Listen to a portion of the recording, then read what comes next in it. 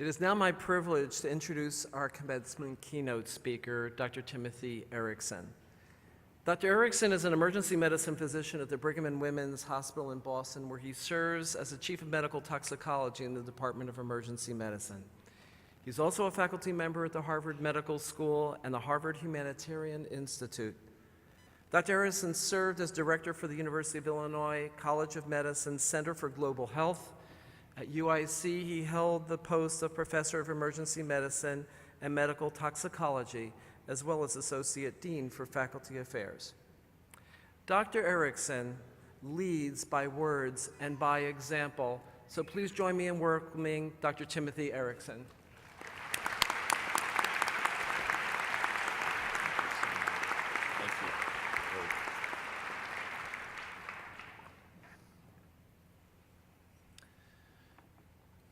Good afternoon. President Hine, Board of Trustees of Oakland University, Chancellor, Provost, Dean Robert Fulberg, thank you for the honor and privilege of being here today for this truly celebratory event. Thank you, Oakland University, William Beaumont School of Medicine, class of 2017.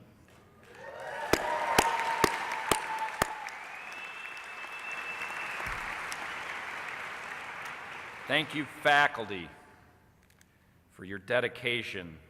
Thank you, parents, for your patience. Thank you, spouses, siblings, children, and friends. Students, you were invited to OUWB not only because you excelled academically, but you provided evidence to the leadership of those experiences and attributes that predicted you would become physicians who are empathetic, compassionate, and engaged. You are part of an incredibly unique school, and I mean that with all sincerity. You are a liberal arts college molded into a medical school curriculum. Unlike most medical schools, you began training to see patients during the very first month of your M1 year. You are a family, a community. You have innovative programs like the PRISM and COMPASS initiatives that have societal outreach. You believe in wellness, balance, and making an impact in your community and also globally. Class of 2017, I truly, sincerely enjoyed celebrating Match Day with you back in March. I got a real flavor what makes your class so special and why the dean keeps bragging about you. I was literally blown away by your class camaraderie and the way you support one another. And you achieved excellent regional and national residency matches. Congratulations, really.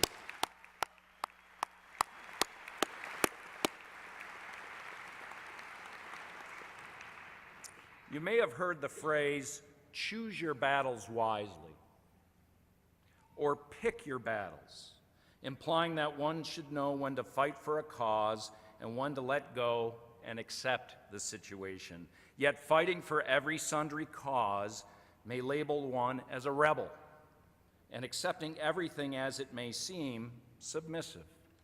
Therefore, knowing when to pick your battle is the key. Some choose to pick battles that deals with issues of injustice. Others may pick battles when they are sure they are on the correct side of the law. Many others prefer to pick battles and avoid them altogether, particularly if there's a slim chance of victory. After all, I don't want to rock the boat. One way to pick your battle is to decide if the issue is worth the fight. Many great leaders have distinguished themselves from the public by their ability to pick worthy battles and fight for meaningful issues, rather than accepting things submissively.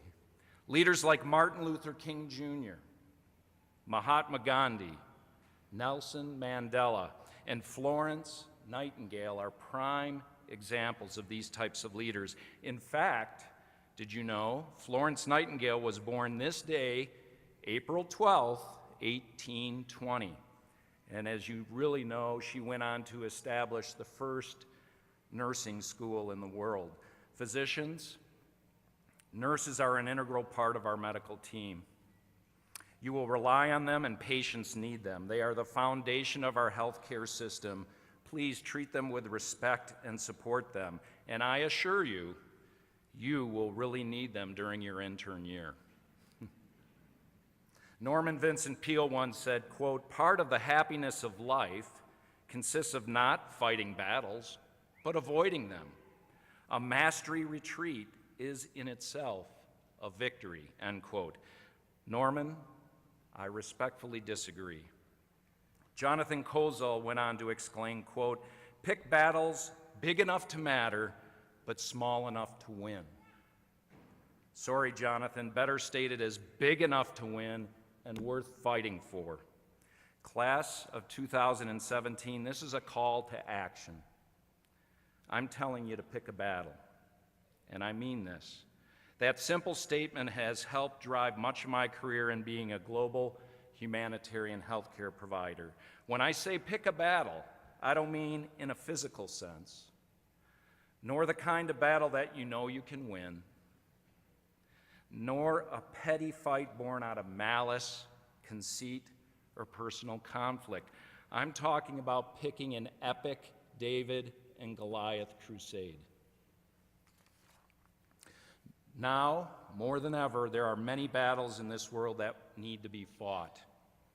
To fight against social intolerance in our nation, to deny institutional racism and embrace diversity and inclusion, to resist religious extremism, to reverse the expanding gap between the rich and the poor, to assure the protection of gender rights, to preserve our planet and our environment, to protect the oppressed and the disadvantaged, to advance human dignity, and to advocate for the wellness of our patient, not only medically, but their mental health. So pick a worthy battle. Changing the world requires more than desire. It requires hard work, dedication, risk, and utter perseverance. We need highly educated, motivated, socially conscious individuals like you, right there.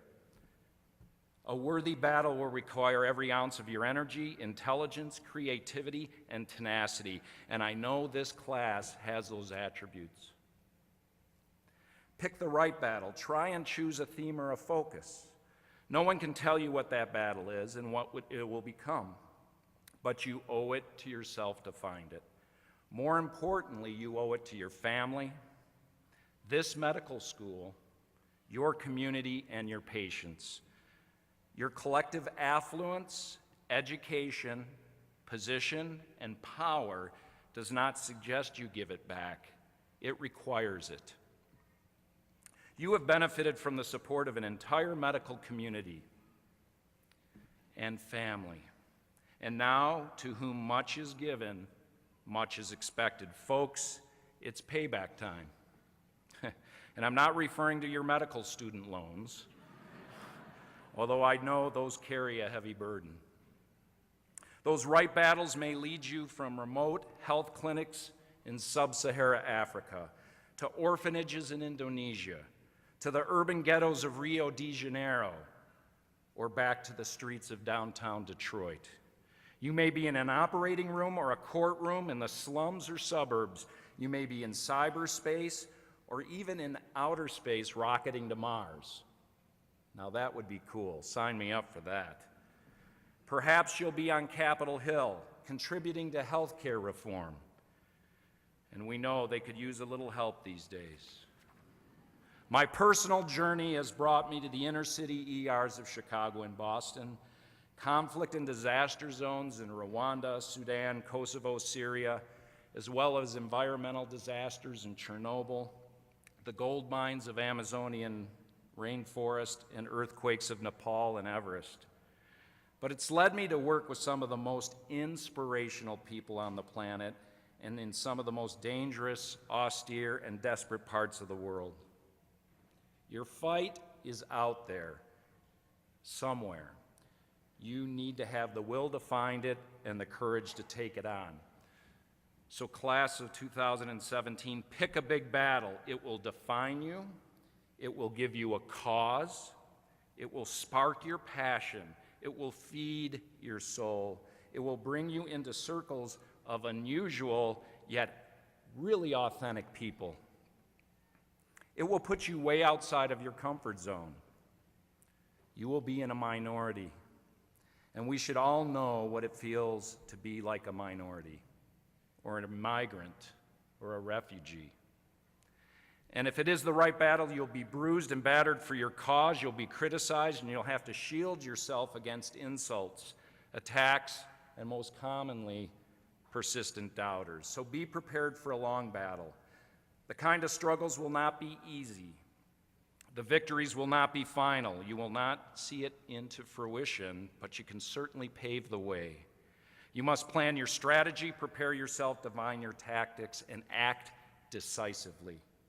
The struggle for women's rights, racial equality, climate security, clean, lead-free water, humanitarian ethics, and the preservation of freedoms for your patients. This may take years, so don't start after residency training. Don't even start after you become an attending physician, or when you retire after an illustrious career as a full professor.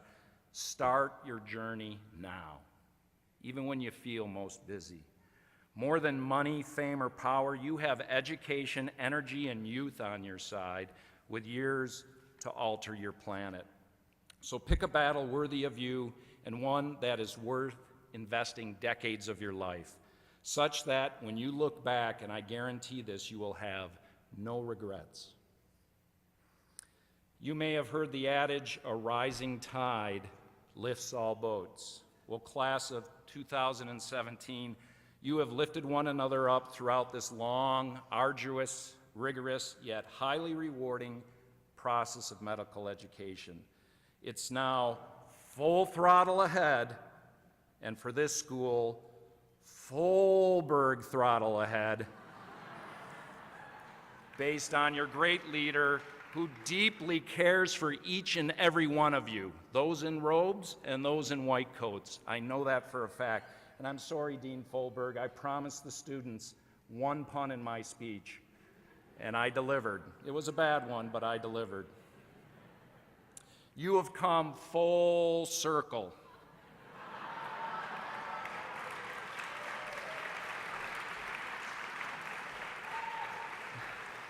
You have officially swiped in and swiped out.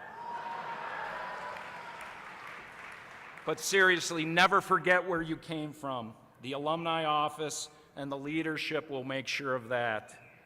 Be ambassadors for your school, for your colleagues, for your family, and most importantly, your patients.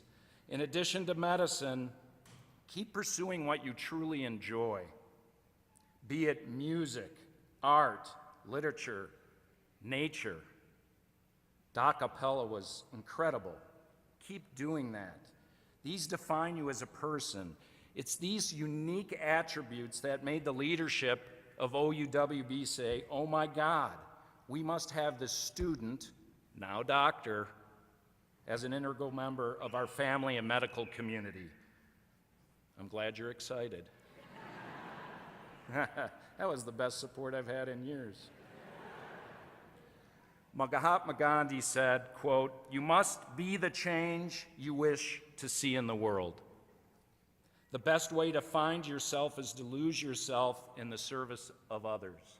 Let me read that one more time. The best way to find yourself is to lose yourself in the service of others.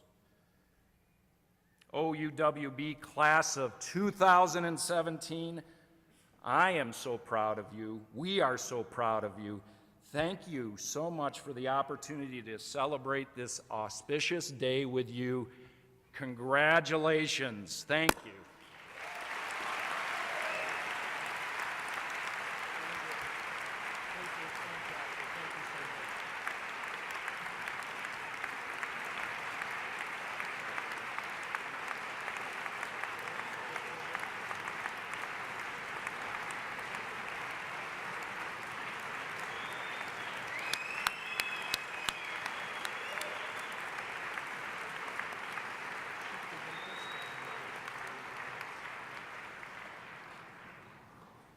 Dr. Erickson, Tim, just thank you for inspiring us.